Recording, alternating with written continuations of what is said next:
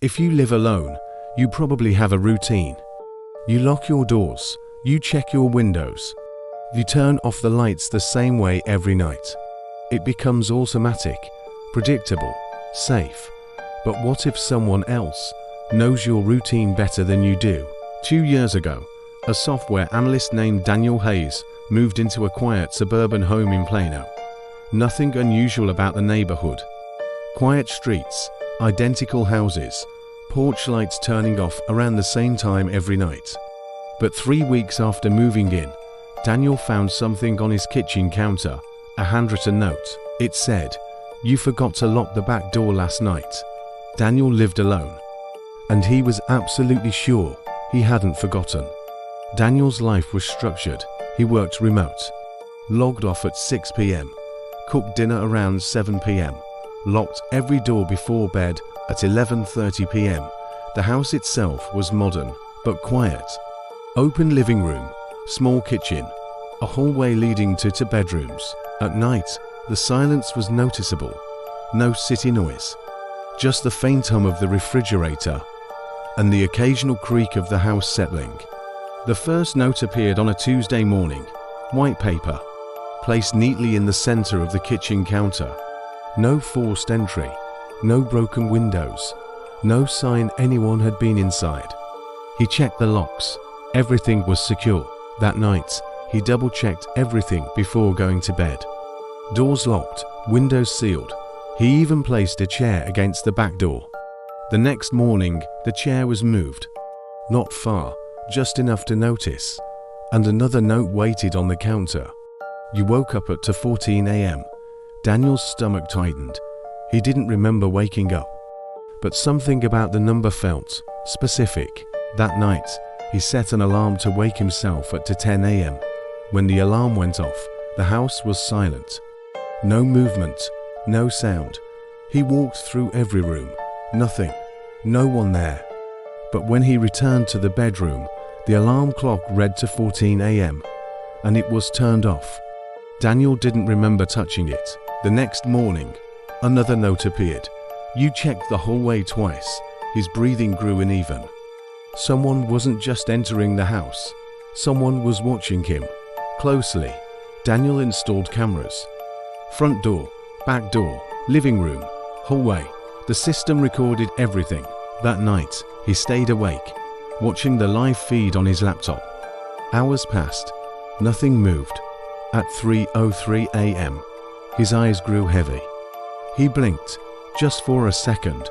When he looked back at the screen, the hallway camera showed something new. A door slightly open, the guest bedroom. Daniel felt his chest tighten. He hadn't opened that door. He grabbed a flashlight and moved slowly down the hallway. The house felt colder, too quiet. He reached the guest bedroom door, pushed it open, empty. No one inside. But something on the floor caught his attention. A small digital recorder, red light blinking, still recording. Daniel picked it up, pressed play, static, then a voice. His voice, calm, measured. You'll find this around 3:05. Daniel froze. The recording continued. You won't remember making it. A pause. But you did. Daniel shook his head slowly. No, the recording continued. You've been leaving the notes. His heart pounded. That doesn't make sense. The voice on the recorder spoke again. You're not alone in this house. A longer pause. You just don't stay in the same place. Daniel dropped the recorder. What does that mean? Silence filled the room. Then something clicked behind him. Soft, mechanical. He turned slowly. The hallway camera on his laptop was now showing him, standing in the guest room. But something was wrong.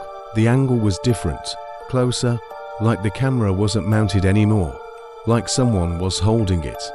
Daniel's breathing stopped, because in the camera feed, he saw himself turning around, but the movement didn't match his own. The version of him on screen smiled slightly. Daniel did not. The recorder on the floor turned back on. Without him touching it, his voice again, quieter this time. You keep missing the same moment. Daniel backed away slowly. What moment? The voice answered. The moment you leave. The next morning, The house was silent again. Daniel stood in the kitchen. Another note waited for him, but this one was different, longer, more detailed. It read, "You installed the cameras 3 days ago. You watched the footage last night. You saw yourself in the hallway." Daniel's hands trembled because he had installed the cameras last night, not 3 days ago. The note continued, "You keep forgetting." His chest tightened. The final line was written more heavily. "You are not the only version of you in this house."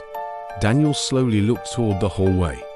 The camera monitor flickered, and for just a second, he saw multiple versions of himself, standing in different rooms, at different times, watching each other. Then the screen went black. His phone buzzed. A notification from the security app. Motion detected. Kitchen.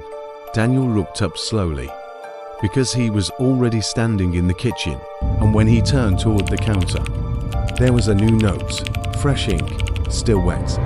"You're reading this again."